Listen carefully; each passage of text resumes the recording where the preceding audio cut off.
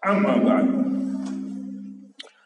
Saudaraku, para alim ulama dan seluruh sidang Jumat yang dimuliakan oleh Allah Subhanahu wa taala, insyaallah. Mari kita berusaha terus untuk meningkatkan amal dan takwa kita kepada Allah Subhanahu wa taala ini selalu. Mumpung kita masih diberi kesempatan hidup, mari kita berjuang bersungguh-sungguh untuk meninggalkan semua yang haram, untuk meninggalkan semua yang dimurkai oleh Allah Subhanahu wa taala. Mari kita bersungguh-sungguh untuk mengerjakan semua yang diperintahkan oleh Allah Subhanahu wa taala. Jangan sampai kita tertipu. Jangan sampai kita dijerumuskan oleh setan. Allah Subhanahu wa taala sudah menurunkan Al-Qur'an dan Allah Subhanahu wa taala sudah mengutus Nabi Muhammad sallallahu alaihi wasallam supaya kita selamat, supaya kita mengikuti aturan-aturannya, petunjuk-petunjuknya yang ada di Al-Qur'an, yang ada di hadis Nabi sallallahu alaihi wasallam. Mari kita bersungguh-sungguh untuk bertakwa kepada Allah dan menerima Al-Quran dan hadis Nabi sallallahu alaihi wasallam ini dengan ikhlas, dengan senang hati. Mari kita meninggalkan semua perbuatan-perbuatan yang mendatangkan ancaman-ancaman Allah Subhanahu wa taala. Harus kita perhatikan perbuatan-perbuatan yang mendatangkan ancaman Allah Subhanahu wa taala. Kalau diancam oleh manusia itu kecil. Manusia itu bisa mati. Kalau diancam manusia, bisa jadi yang mengancam insya Allah bisa jadi mereka yang mati. Karena manusia pasti akan mati. Mungkin seminggu lagi mereka mati, mungkin 1 bulan lagi mereka mati. Tapi kalau diancam oleh Allah Subhanahu wa taala, Allah Subhanahu wa taala selalu hidup, tidak akan mati, bahkan kita mati pun akan bertemu kepada Allah Subhanahu wa taala. Jangan sampai kita ini mendapatkan ancaman-ancaman dari Tuhan, ancaman-ancaman dari Allah Subhanahu wa taala. Jangan sampai kita mendapatkan azab yang pedih, azab yang pedih. Siksa di dunia saja kita tidak mampu, tidak kuat.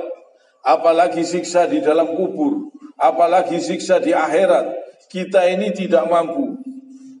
Dan Allah Subhanahu wa taala mengingatkan kepada kita, "Fabashirhum bi'adzabin alim."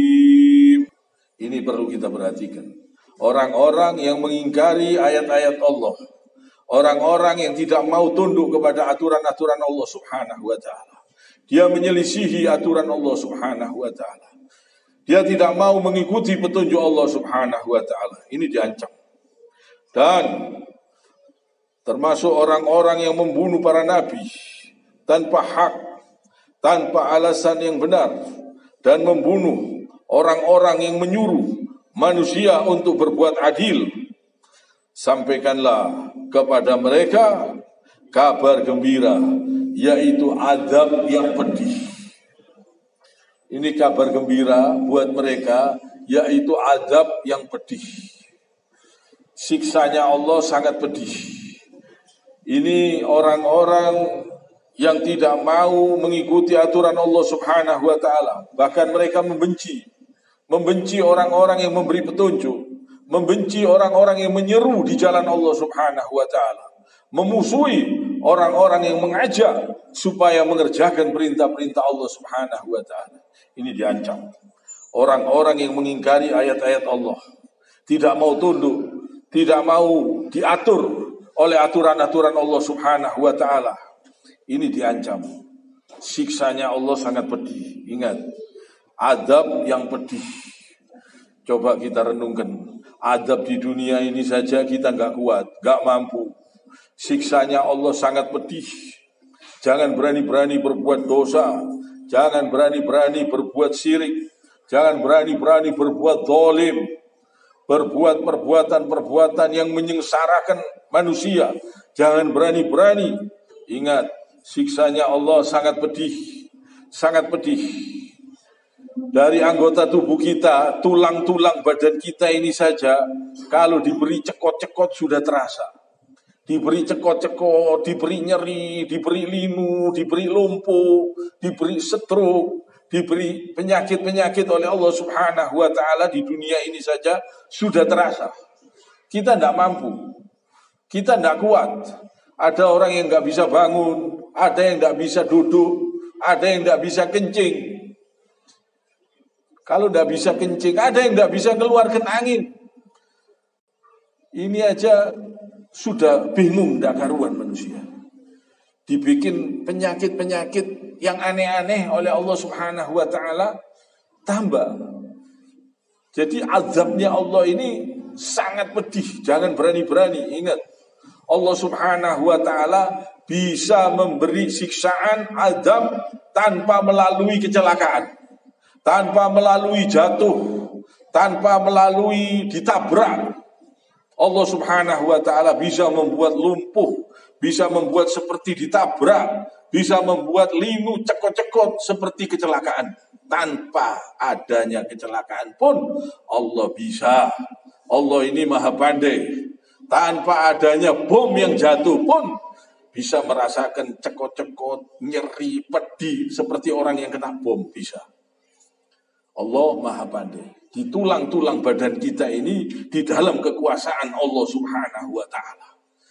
Kalau Allah beri pedih, terasa nyelekit-nyelekit pedih, sakit, bisa sekejap.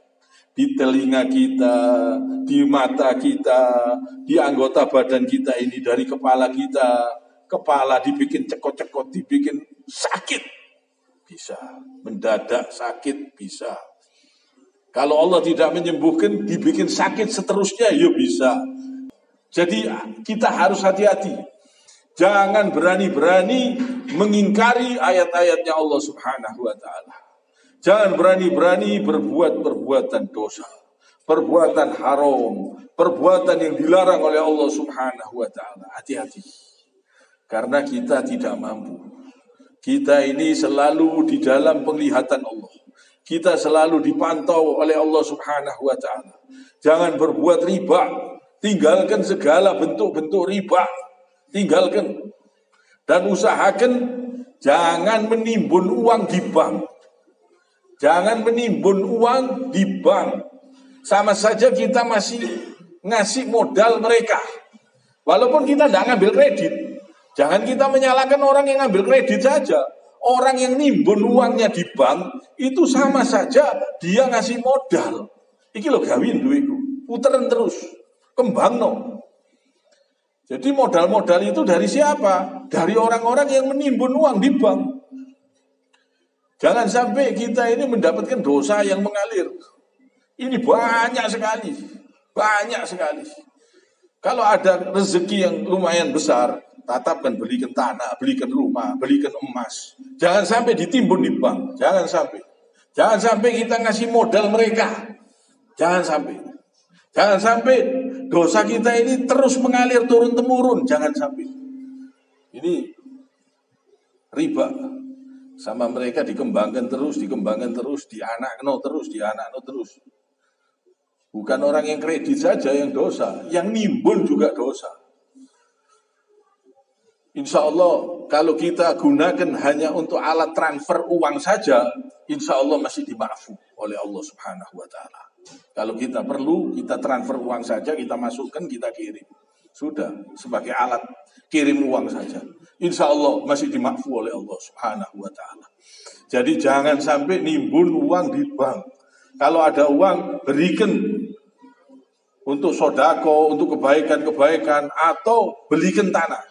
Belikan emas, belikan untuk kebaikan-kebaikan, atau digunakan di jalannya Allah Subhanahu wa ta'ala. Ini kita insya Allah tenang hidup kita.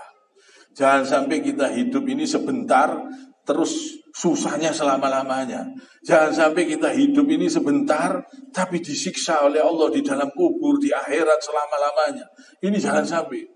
Jadi kita harus berjuang, berusaha, meninggalkan semua yang dilarang oleh Allah Subhanahu wa Ta'ala. Semua yang dilarang oleh Al-Quran, semua yang dilarang oleh hadis Nabi Shallallahu Alaihi Wasallam, kita tinggalkan. Kita selamat insya Allah. Hidup kita tenang, teratur. Kalau kita kepingin hidup kita tenang, teratur, padang, insya Allah, kerjakan apa yang diperintah Allah, jauhi apa yang dilarang oleh Allah Subhanahu wa Ta'ala. Tinggalkan semua perbuatan zina, perbuatan judi, perbuatan minum-minuman keras, perbuatan-perbuatan durhaka kepada aturan Allah Subhanahu wa Ta'ala. Tinggalkan semua yang haram, tinggalkan. Hidup kita padang, tenang hidup kita. Banyak berzikir, banyak mengingat Allah sambil menunggu kita dipanggil oleh Allah Subhanahu wa Ta'ala. Kita di dunia ini menunggu dipanggil oleh Allah Subhanahu wa Ta'ala. Seperti orang yang menanti waktu sholat. Kita di dunia ini hanya sementara. Jangan sampai kita lalai. Jangan sampai kita berbuat perbuatan-perbuatan yang mendatangkan ancaman Tuhan, yang mendatangkan ancaman Allah Subhanahu wa Ta'ala, yang mendatangkan azab yang pedih. Jangan sampai. Supaya kita berhati-hati, supaya kita ini hidup tenang, tentram, aman, kita gunakan seluruh sekujur tubuh kita ini di jalannya Allah Subhanahu wa Ta'ala. Kiranya sampai di sini. Subhanakallahumma bihamdik, asyhadu an la ilaha illa anta, astaghfiruka wa atubu ilaik. اللهم صل وسلم على سيدنا محمد